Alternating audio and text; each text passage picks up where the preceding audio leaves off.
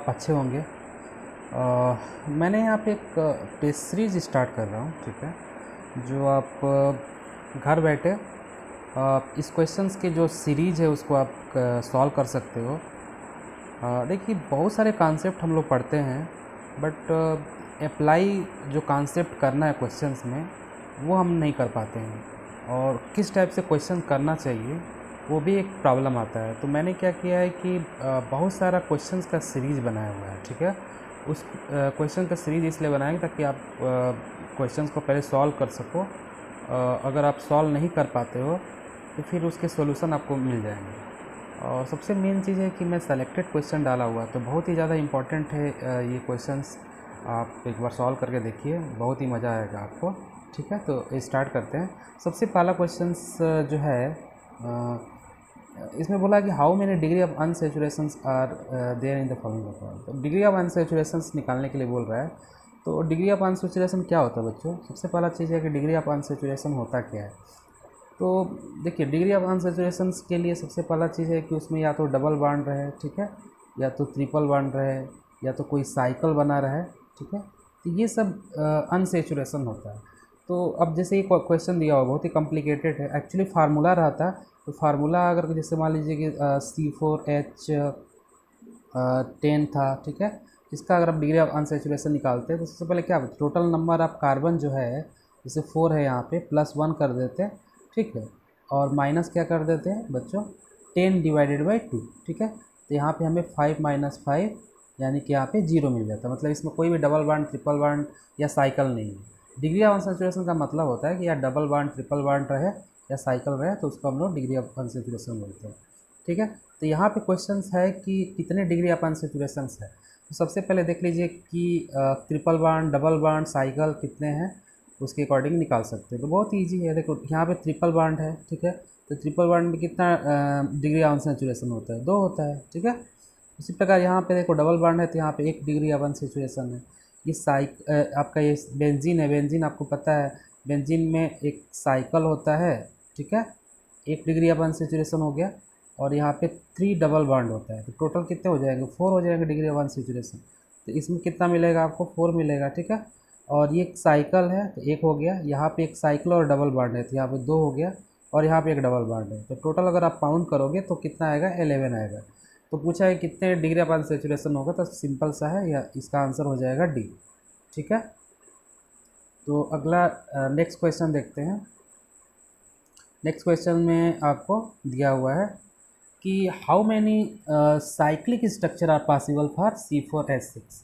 तो देखो बच्चे, इस टाइप की जो क्वेश्चंस आता है बहुत ही इंपॉर्टेंट क्वेश्चन, खुद देखो यहाँ पे कितने मज़ेदार क्वेश्चन है। C4H6 बोल रहे हैं, तो सबसे पहले देखो कोई भी कितने साइक्लिक कंपाउंड पॉसिबल है, तो उसके लिए हमको सबसे पहला चीज़ होता है DU निकालना, ठीक है। अभी मैंने बताया था DU कैसे निकाला जाता है।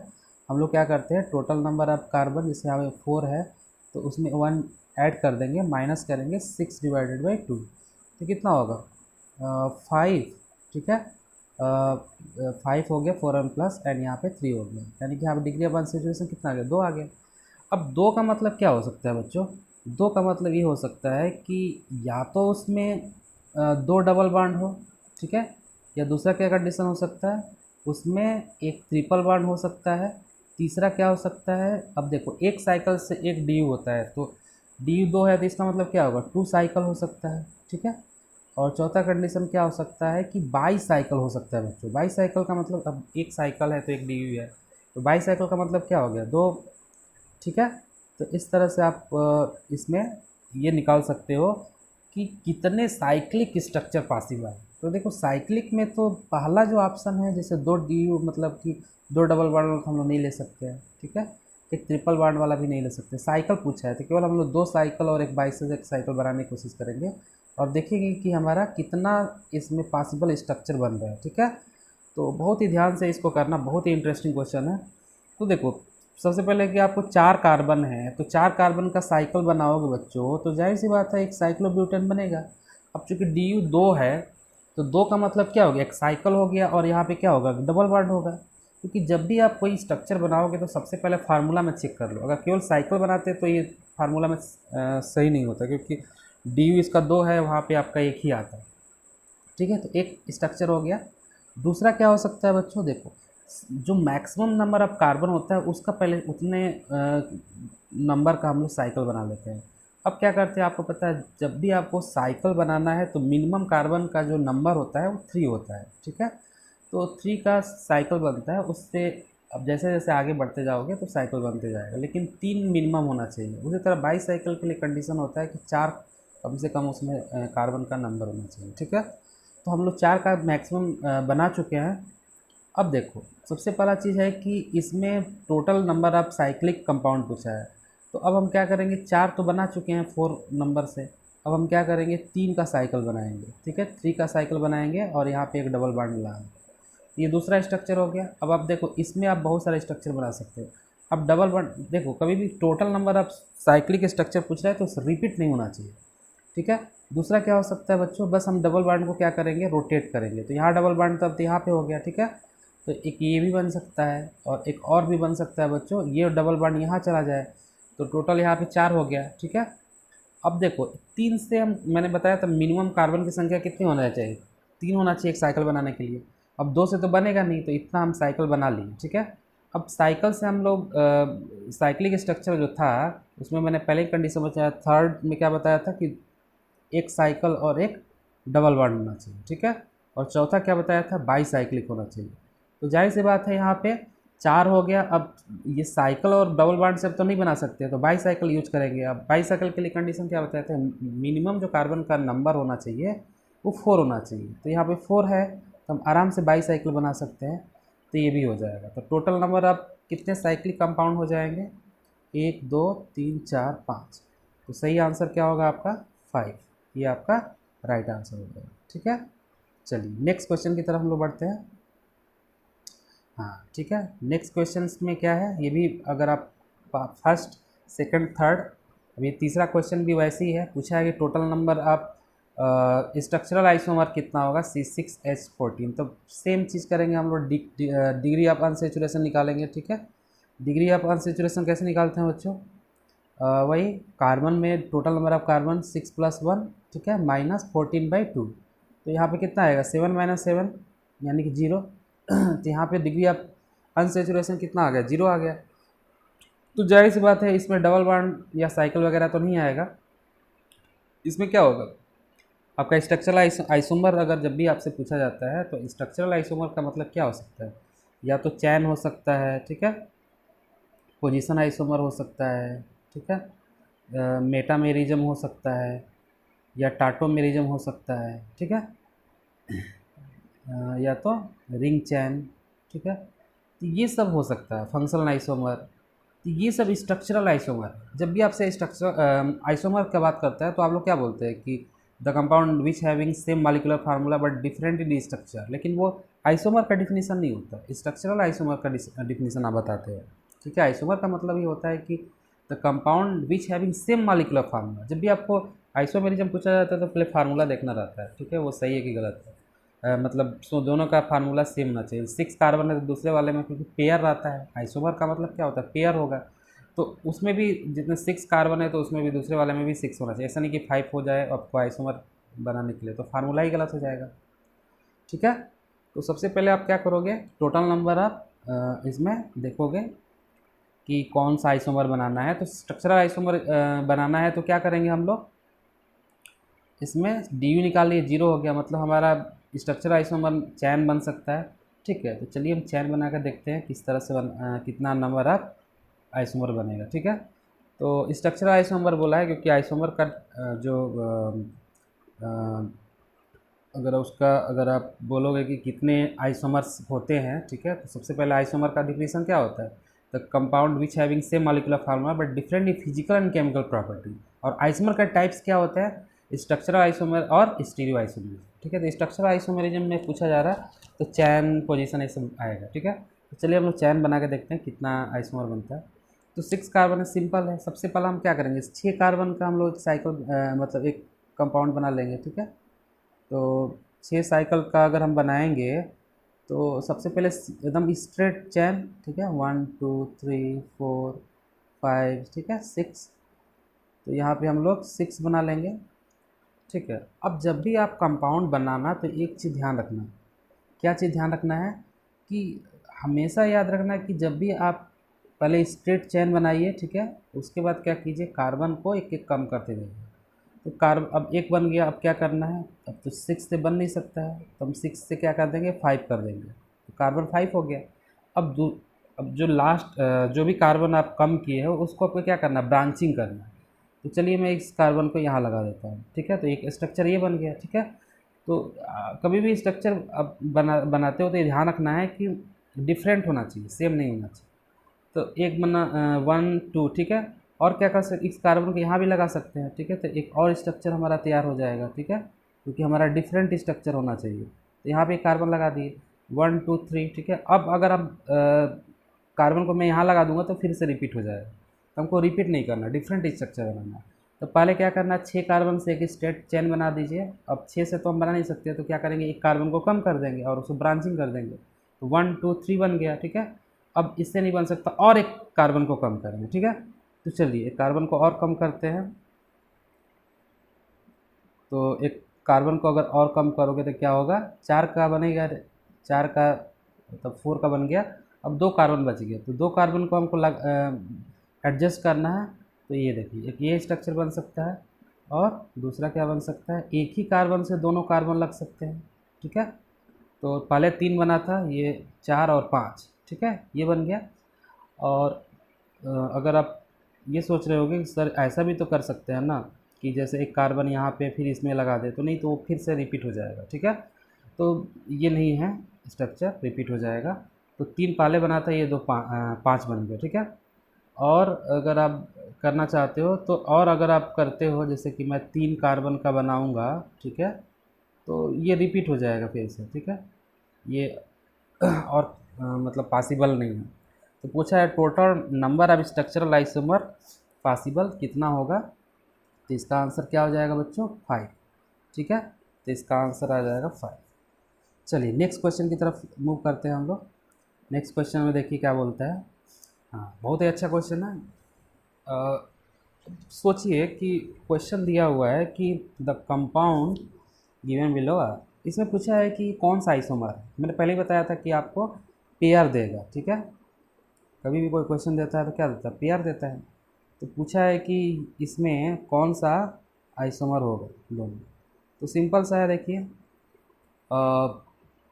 इसमें बच्चे बहुत ही कन्फ्यूजन होते हैं, कन्फ्यूज करते हैं, क्योंकि मैं मैक्सिमम देखा हूँ कि होता क्या है कि अब देखिए ये क्या है, वेज है, ये डैश है, ठीक है। दूसरा वाला में क्या दिया है, इसको क्या किया है उसने, डैश कर दिया है, और इसको क्या कर दिया, वेज कर दिया। तो इसमें बच्चे कन्फ्यूज इसलिए हो जाते हैं कि सोचते हैं कि अरे यार ये तो मिरर इमेज है, और मिरर इमेज जब भी होता है तो इनांशियोमर हो जाता है। लेकिन कभी भी ध्यान रखना कि जब भी कोई इनांशियोमर पूछता है तो इनांशियोमर के कंडीशन क्या होता है कि ऑप्टिकली एक्टिव कंपाउंड का आइसोमर बनता है, इनांशियोमर बनता है। तो ऑप्टिकली एक्टिव कंपाउंड होना चाहिए, ठीक है, तब जाके आप इनांशियोमर बना सकते हो। अब यहाँ पे देखो कि ये क्या ऑप्टिकली एक्टिव कंपाउंड है। तो देखो सबसे पहले हम कार्बन कायरल देखेंगे, क्योंकि आपको पता है कि जब भी एक कायरल कार्बन होता है, कायरल कार्बन का मतलब क्या होता है कि कार्बन से जो ग्रुप लगे रहते हैं, जैसे ए में बी लगा दिया, ठीक है, सी लगा दिया और डी लगा दिया, ये चारों के चारों बच्चों, a not equal to b, b not equal to c, c not equal to d, मतलब चारों जब डिफरेंट होते हैं तो उसको हम लोग कायरल सेंटर बोलते हैं, ठीक है। और कायरल सेंटर कभी भी होगा तो 100, एक अगर कायरल सेंटर होता है तो वो क्या होगा, 100% ऑप्टिकली एक्टिव होगा। एक से ज़्यादा होगा, जैसे दो या दो से ज़्यादा, तो उस केस में हम लोग प्लेन ऑफ सिमेट्री और सेंटर ऑफ सिमेट्री देखते हैं। अगर दोनों एब्सेंट रहेगा तब जाके वो ऑप्टिकली एक्टिव होगा। बहुत सारे बच्चे जैसे ही देखते हैं कायरल सेंटर तो ऑप्टिकली एक्टिव बोल देते, तो गलत हो जाएगा, ठीक है। ऐसा नहीं करना है, ऑप्टिकली एक्टिव 100% अगर करना है तो एक अगर होता है तब। तो इसमें तो होगा ही नहीं, क्योंकि आप देख लीजिए, क्योंकि यहाँ तो डबल बॉन्ड है, तो इसमें तो कायरल सेंटर है ही नहीं, तो ऑप्टिकली एक्टिव कंपाउंड नहीं है, ठीक है। तो अब ये होगा क्या, तो जाहिर सी बात है ये दोनों क्या है, आइडेंटिकल है, सीधा सीधा आंसर है, ठीक है।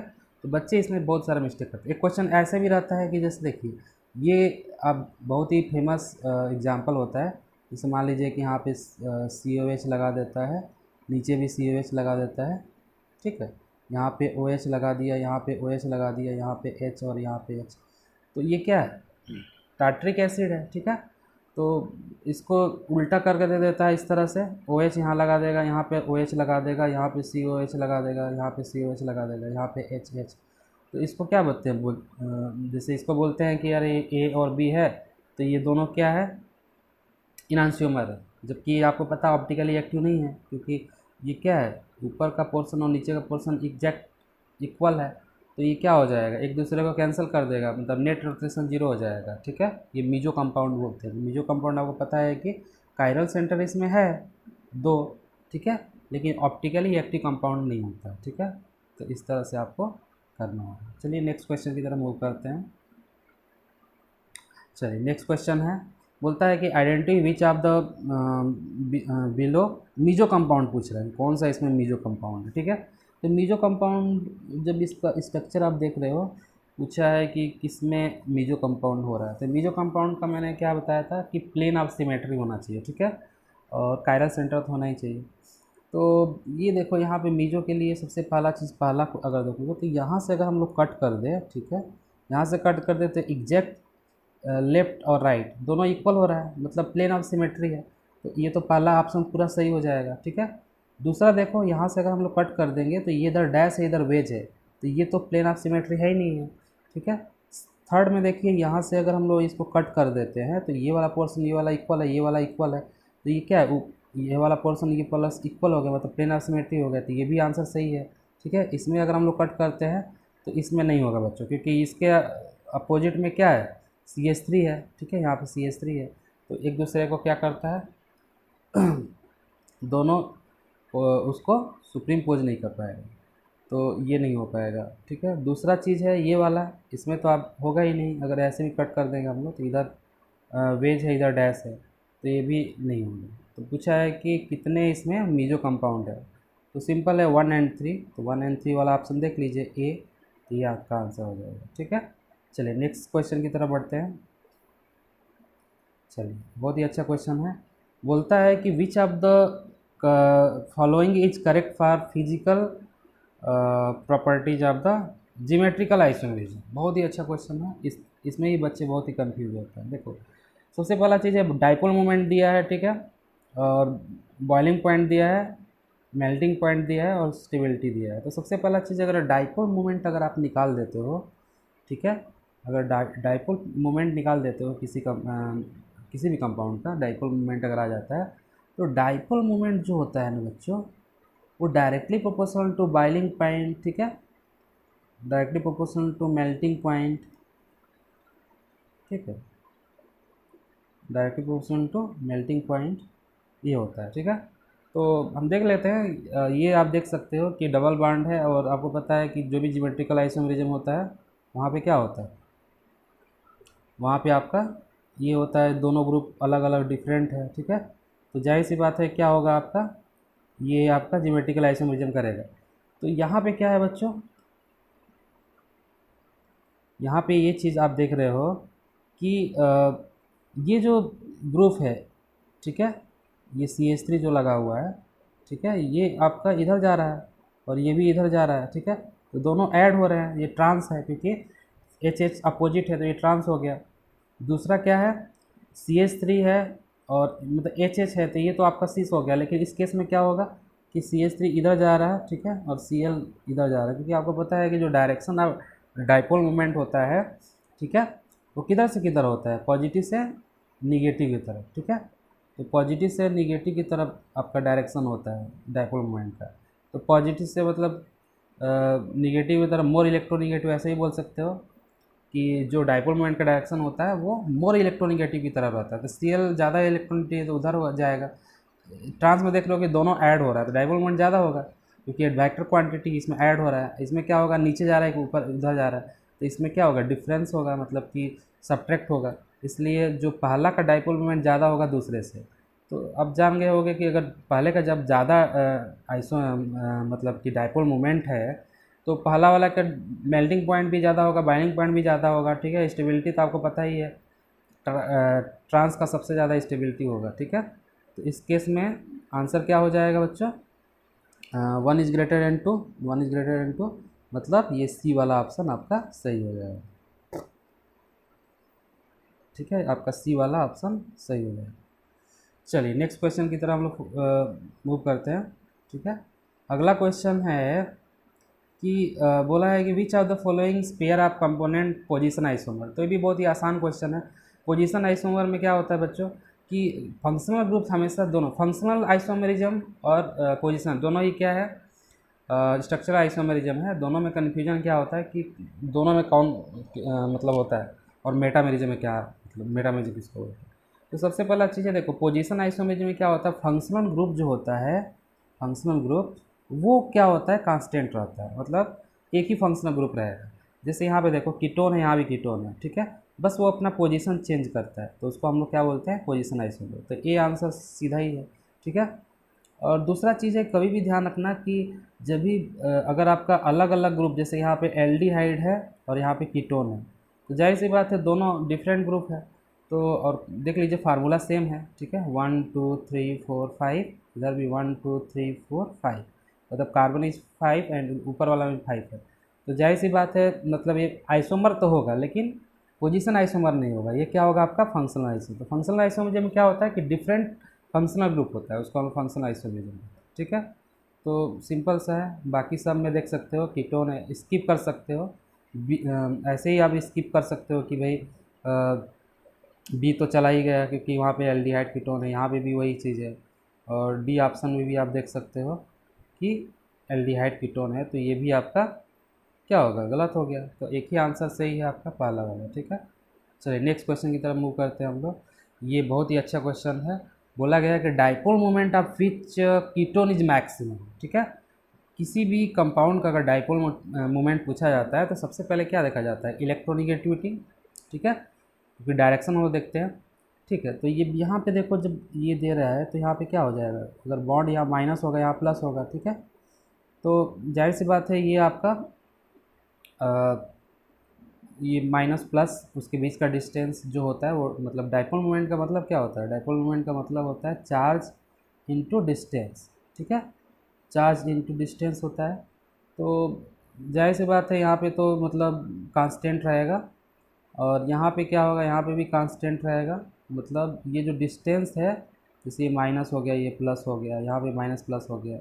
यहाँ पे बच्चों जब माइनस प्लस करोगे तो ये जो प्लस होगा पूरा सर्कल में चला जाएगा। ठीक है, जैसे इस तरह से ये हो जाता है। ठीक है, ये आपका हो जाता है। ठीक है, क्यों होता है ऐसा, क्योंकि आपको पता है कि ये क्या होगा, साइक्लिक होगा। जैसे ही आप बॉन्ड इसको ब्रेक करोगे तो यहाँ पे प्लस आता है, और पहले से डबल बॉन्ड है तो ये क्या होगा, साइक्लिक कंपाउंड हो गया। ठीक है, एरोमेटिक कंपाउंड हो गया। और एरोमेटिक जब होता है तो क्या होता है, तो पूरा जो प्लस चार्ज वहाँ नहीं रहता है, पूरा रोटेट करता है। जैसे बेंजीन है, बेंजीन का हम लोग स्ट्रक्चर इस तरह से क्यों बनाते हैं, क्योंकि वो जो डबल बॉन्ड क्या होता है, चारों तरफ रोटेट करता है, तो यहाँ प्लस चारों तरफ रोटेट करता है। तो सबसे ज़्यादा इसमें डाइपोल मोमेंट पूछा गया है, किसमें होगा, तो डाइपोल मोमेंट जो होता है, एक तो चार्ज है, तो चार्ज तो सेम ही, ऑक्सीजन कार्बन सब जगह देखो चार्ज तो ही हो ऑक्सीजन और कार्बन का। ठीक है, तो प्लस माइनस, लेकिन यहाँ पे डिस्टेंस ज़्यादा हो गया, और डिस्टेंस ज़्यादा हो जाएगा डाइपोल मोमेंट ज़्यादा हो जाएगा। बाकी में देख लो यहाँ पे कहीं भी एरोमेटिक पॉसिबल नहीं है, ना ए में, ना बी में, ना डी में। तो आंसर क्या होगा, सी, क्योंकि इसमें ये एरोमेटिक कंपाउंड बन रहा है, इसलिए इसमें डाइपोल मोमेंट ज़्यादा होगा। चलिए ठीक है, चलिए नेक्स्ट क्वेश्चन की तरफ मूव करते हैं हम लोग, 9th क्वेश्चन। ठीक है, इसमें बच्चे पूछ रहा है कि विच of the following acid does not exhibit optical isomerism. ठीक है, तो ऑप्टिकल आइसोमेरिज्म कौन सा नहीं शो करता है ये बोलता है। ठीक है, तो थोड़ा सा आपको स्ट्रक्चर आना चाहिए कि कौन सा कंपाउंड ऑप्टिकली एक्टिव है। तो ऑप्टिकली एक्टिव का मैंने अभी बताया था कि उसमें एक कायरल सेंटर होता था, 100% हो जाएगा। दो या दो से ज़्यादा होगा तो हम फिर उसमें POS, ठीक है, और COS चेक करते हैं। ठीक है, अगर ये दोनों एब्सेंट है तब मतलब वो ऑप्टिकली एक्टिव होगा। अगर एक से ज़्यादा कार्बन मतलब दो या दो से ज़्यादा कार्बन होगा, तो एक कार्बन अगर कायरल है तो कोई प्रॉब्लम नहीं है। जैसे लैक्टिक एसिड है, कि लैक्टिक एसिड सबको पता है कि भाई CH3 होता है। ठीक है, यहाँ पे COH होता है। ठीक है, OH और H। ठीक है, तो लैक्टिक एसिड आप देख सकते हैं एक कायरल सेंटर है, तो 100% क्या होगा, ऑप्टिकली एक्टिव हो जाएगा। हमें पूछा है कि इसमें से कौन सा ऑप्टिकली एक्टिव नहीं है। ठीक है, टार्ट्रिक एसिड पूछा है, तो टार्ट्रिक एसिड तो आपको पता ही है। ठीक है, टार्ट्रिक एसिड में देख सकते हो COH यहाँ पे COH, ठीक है, यहाँ पे OH, H, यहाँ पे HOH, ठीक है। तो इसमें भी क्या होगा, आपका 2 कायरल सेंटर है, ठीक है। तो टार्टरिक एसिड अगर ये मीजो कंपाउंड होगा, टार्टरिक एसिड में अगर मीजो कंपाउंड होगा तो वो ऑप्टिकली एक्टिव नहीं होगा, लेकिन ये मीजो नहीं बोला है, टार्टरिक एसिड है, तो भाई ये ऑप्टिकली एक्टिव ही हो सकता है। अगर आप OH यहाँ पे H लगा दो, ठीक है, तो ये हो सकता है, तो ये भी ऑप्टिकली एक्टिव है, ठीक है। मैलिक एसिड क्या होता है बच्चों, तो मैलिक आपको पता है डबल बॉन्ड रहता है, ठीक है। COH, यहाँ पे COH रहता है। मैलिक एसिड क्या होता है, C डबल बॉन्ड ये हो गया, यहाँ पे COH एसिडिक फंक्शनल ग्रुप लगा रहता है, यहाँ पे COH लगा रहता है, ठीक है, यहाँ पे H और यहाँ पे H, ठीक है। ये आपका मैलिक एसिड है। तो जाहिर सी बात आपको पता है कि कायरल सेंटर तो है ही नहीं है। दूसरा चीज़ है कि अब जो जियोमेट्रिकल आइसोमेरिज्म क्या होता है, ऑप्टिकली नहीं होता है एक्टिव। तो यही पूछा है कौन सा आंसर सही है, तो C आंसर सही है, ठीक है। अल्फ़ा एमिनो एसिड तो कार्बन, ठीक है, वहाँ पे NH2 लग जाता है, ठीक है। एसिड है तो COH रहेगा ही, ठीक है। यहाँ पे R रहता है और यहाँ पे H रहता है, तो इसको हम लोग अल्फ़ा एमिनो एसिड बोलते हैं। COH, NH2, H और R, ये भी कायरल सेंटर है एक। अगर एक कायरल सेंटर आता है तो 100% क्या होता है, ऑप्टिकली एक्टिव होता है। तो बोला है कि which are the following does not exclude optical isomerism, तो अब आंसर क्या होगा, मैलिक एसिड। बाकी सब तो ऑप्टिकली एक्टिव है, ठीक है। चलिए अब हम लोग लास्ट क्वेश्चन की तरफ मूव करते हैं, ठीक है। लास्ट क्वेश्चन में क्या बोला है, विच of the alkenes is most stable, ठीक है। तो बच्चों कभी भी अल्कीन पूछा जाता है कि सबसे ज़्यादा स्टेबल कौन होता है, तो आपको क्या चेक करना है, अल्फ़ा हाइड्रोजन। जितने नंबर आप अल्फ़ा हाइड्रोजन रहेंगे उतना ज़्यादा स्टेबल होगा, ठीक है। तो अब डबल अल्फ़ा हाइड्रोजन कैसे चेक करते हैं, देखो C डबल बॉन्ड C है, ठीक है, इससे लगा हुआ अब कार्बन, ठीक है, इस कार्बन में कितने हाइड्रोजन है, जैसे CH3 है, यहाँ CH3 है, ठीक है, यहाँ पे मान लीजिए कि H है, यहाँ पे मान लीजिए H। पूछा गया कि how many alpha hydrogen present, यहाँ पे 336, ठीक है, यहाँ पे 6 हो गया। बच्चों ये अल्फा हाइड्रोजन नहीं होता है, डबल बॉन्ड से लगा हुआ कार्बन में जो हाइड्रोजन होता है ये आपका अल्फा हाइड्रोजन है, ठीक है। तो टोटल यहाँ पे 6 अल्फा हाइड्रोजन है। तो बाकी आप चेक कर लीजिए कि कितने अल्फा हाइड्रोजन है। तो ए में देखिए कितने अल्फा हाइड्रोजन है, ठीक है। ए में कितना होगा, 1 होगा केवल, क्योंकि इधर तो है नहीं, वहीं पे है। दूसरा वाला में कितना अल्फा हाइड्रोजन होगा, ठीक है, इधर कितना हो गया 2, और इधर कितना हो गया, इधर यहाँ भी 2 है, ठीक है, क्योंकि यहाँ पे यहाँ लगा हुआ है, यहाँ पे हाइड्रोजन होगा, ठीक है, 2 हाइड्रोजन होगा। तो टोटल यहाँ पे 4 अल्फा हाइड्रोजन है, यहाँ पे 1 है, ठीक है।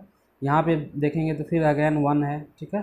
और यहाँ पे देखो, यहाँ पे आप देखिए इधर 3 है, और इधर कितना है, यहाँ भी 3 है, और यहाँ पे कितना है 2 है, मतलब टोटल 8 है। सबसे ज़्यादा स्टेबल कौन सा हो जाएगा, डी होगा। तो सबसे ज़्यादा बोला था कि कौन सा मोर स्टेबल अल्कीन है, तो आपका आंसर हो जाएगा डी, ठीक है। तो ये पहला मेरा